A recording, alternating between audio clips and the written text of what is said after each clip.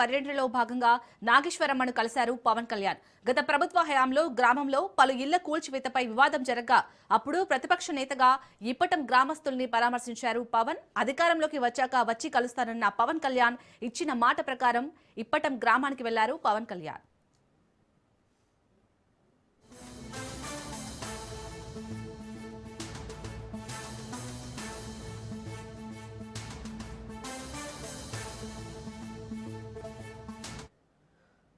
గుంటూరు జిల్లా ఇప్పటంలో deputy CM Pawan Kalyan పర్యటిస్తున్నారు. పర్యటనలో భాగంగా నాగేశ్వరమ్మను కలిశారు పవన్ కళ్యాణ్.